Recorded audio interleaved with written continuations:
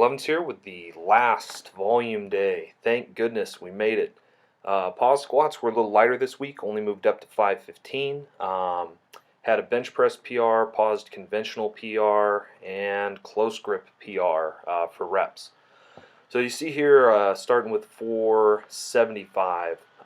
These just felt heavy.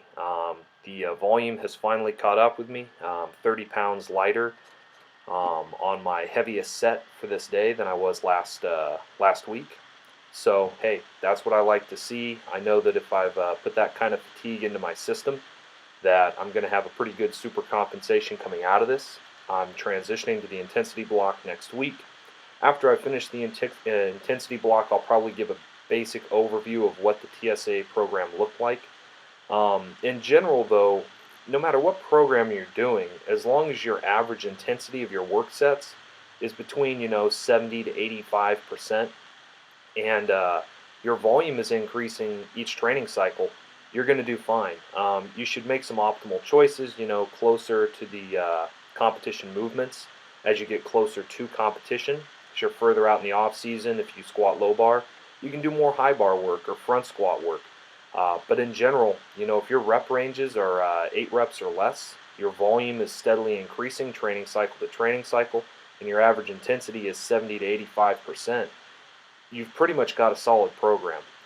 There's no magic formula. There's no, one-size-fits-all way of doing things. Really, average intensity and overall volume are those key statistics that you need to track to make sure that you're doing what you need to do to move forward.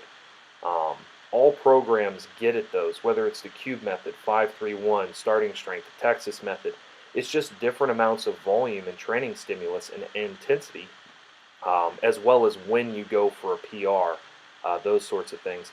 That's all they're manipulating. These programs have very similar principles. There's always going to be differences, but in general, it's not going to be magic. There's not going to be one set or rep range that's going to be completely optimal and going to be great. In fact, one of the best things you can do is have some RPE in your program so you can auto-regulate if you're more fatigued than you thought you would be for a certain set. Percentages are good to give you an idea of where you should go, but RPE is going to be superior overall. So on this day, I decided to do a little bit more touch and go than I normally do. Did my last set. I was doing 5s on this day, so I finished out with a touch and go set here with 405. Slight pause on the last rep. I usually like to do that. And since this was the last time I was going to be doing really any substantial reps with bench press, I decided to go for a PR and was able to get 6, I believe. So we'll see here. Do one more after this? Yes, I do. So yeah, this was a good set. It grinded a little bit of grind at the top, but to do that at the end of a volume block, it tells me my strength has increased pretty well because I'm not peaked or anything like that right now, and was still able to set a rep PR. My best 5 rep set on bench press is 415, and I believe I did that the week after my competition where I totaled 1873. So I was pretty peaked even at that time. Bench recovers fast from competitions and that sort of thing, and that was touch and go as well. So feeling pretty good about bench press. I've said that really the whole cycle. 455 here was a 10-pound PR. I did this for my last 2 sets on paused conventional deadlifts. Thank goodness the conventional deadlifts are over. I've had enough.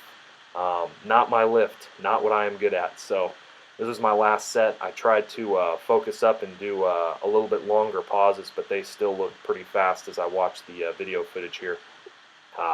In any case, I'm hoping that this is going to really put some pounds onto my sumo. I'm hoping there's some transfer, but since my conventional is so submaximal in comparison to my conventional is so submaximal to my sumo pull, I don't know how much carryover I'm going to get. It's going to be interesting. I know that as I keep working my conventional and bring it closer to my sumo, that it's going to become beneficial. I'm just not sure yet how that's going to work out. Very excited to see how this next competition goes. And this was the second bench PR that I had this day. I was supposed to do 2 sets of 6, and I did both sets with 385. On the second set, I really focused on tensing and flexing my bicep on the descent in the lift. and you'll see that the second set goes a lot faster. You'll also notice my feet go out from underneath me on my last rep. That's because my hamstring cramped on my left leg on that last set of close grip. So you can see I'm bouncing a little bit more off my chest in this set, but definitely a lot faster on that last rep. Maybe would have had one more in me. In any case, I'm happy to be done with the volume block. Happy to have a couple of rep PRs here and there throughout that training cycle, and I'm really looking forward to seeing what kind of numbers I can hit both in the intensity block and moving into the meet. I have some high hopes, but you don't know until you get to the end of the training cycle to see exactly what your body's going to do. So I'm looking forward to that. In any case, I hope wherever you're at, you're doing well. Blessings.